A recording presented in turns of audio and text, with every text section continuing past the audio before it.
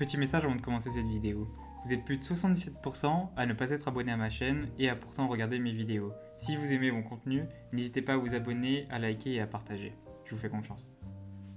Hello à toutes et à tous, j'espère que vous allez bien. Aujourd'hui, nouvelle vidéo, je vais vous montrer comment réaliser des plaintes, peu importe votre appartement, peu importe la complexité de votre espace, en seulement quelques clics. Donc pour cela, c'est très simple. Mais je dois quand même d'abord poser les bases, c'est-à-dire que aujourd'hui, sur SketchUp, on peut très bien réaliser des plaintes de manière très simple, en réalisant tout simplement à l'aide de l'outil rectangle, la plainte avec la dimension qu'on veut, le long du pan de mur que l'on veut. Donc là, pour ce pan de mur, on a environ 302, donc moi je vais mettre 302. Et une plainte, c'est environ 8 à 10 cm. Donc je vais mettre par exemple 10 cm. Donc nous pouvons voir que notre carré, ou plutôt notre rectangle qui représente la plainte, s'est bien posé sur notre pan de mur et nous allons tout simplement l'extruder, donc environ 1 cm. Et là, juste avec ça, déjà, nous avons des plaintes. Donc ensuite, nous avons juste par exemple à créer un groupe et à dupliquer plusieurs fois cette plainte pour faire le tour de la pièce. Mais moi aujourd'hui, ce que je vais vous montrer, c'est au lieu de faire cette technique qui est plutôt simple mais longue, je vais vous montrer une technique qui va vous permettre de réaliser toutes les plaintes de votre appartement en seulement quelques clics, si ce n'est 3 clics. Donc pour cela, c'est très simple. Il y a une petite astuce à faire, c'est que si vous avez réalisé une 3D plutôt basique, donc comme cet appartement que j'ai fait en 5 minutes juste avant pour vous montrer en exemple. Donc la petite astuce, c'est tout simplement de délier votre sol de votre groupe de structure. Donc qu'est-ce que j'entends par là? Donc bien sûr, vous avez dans votre groupe les murs qui sont groupés, mais par contre, votre sol n'est pas groupé. Et en quoi cela va nous aider? Et tout simplement, c'est que si le sol n'est pas groupé par rapport à vos murs, ça veut dire que les murs ont marqué votre sol. Et là, on va se retrouver dessous la maquette pour vous montrer. Là, on voit bien que nos murs, qui représentent les cloisons, ont marqué le sol. Même chose pour notre petite forme qui est plutôt complexe. Et voilà, donc ça va être à partir de ce moment-là où les murs vont rompre le sol que notre petite astuce va pouvoir fonctionner. Donc c'est tout simple. Donc nous avons juste à rentrer dans un groupe, donc notamment dans le groupe de la structure, et cliquer sur notre sol. Nous avons ici l'outil décalage, ou ici on peut l'utiliser en appuyant sur la touche F, ce que je fais. L'outil décalage va nous permettre de décaler le mur par rapport à la structure. Donc là, on va décaler sur le sol tous les murs de notre structure.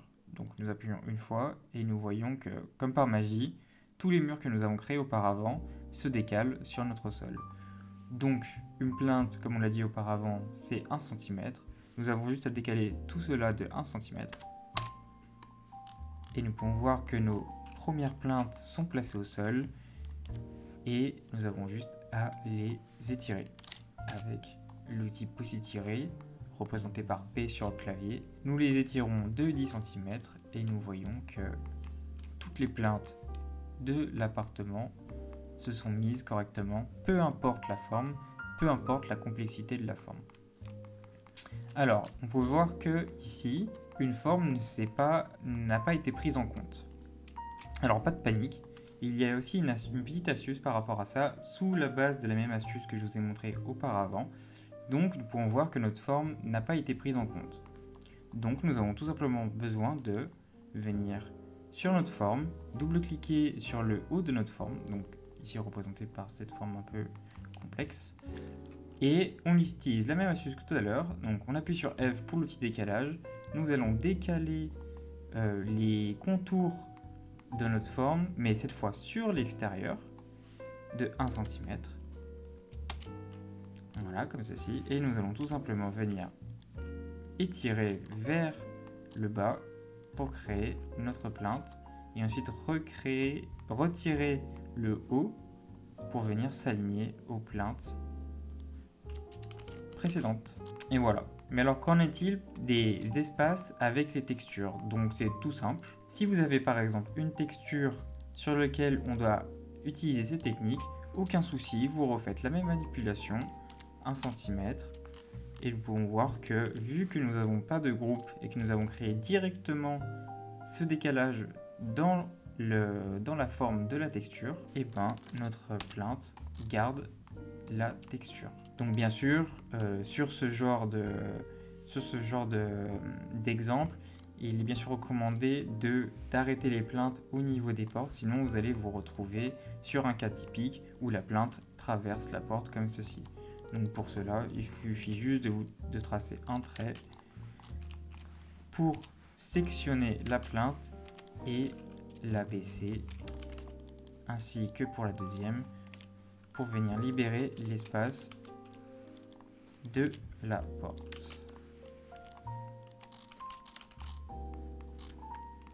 Voilà, j'espère que cette petite vidéo vous a plu. C'était une vidéo très rapide, mais qui pour moi était complémentaire à ma dernière vidéo sur les moulures, que je vous invite bien évidemment à aller voir, si ce n'a pas été déjà fait bien sûr.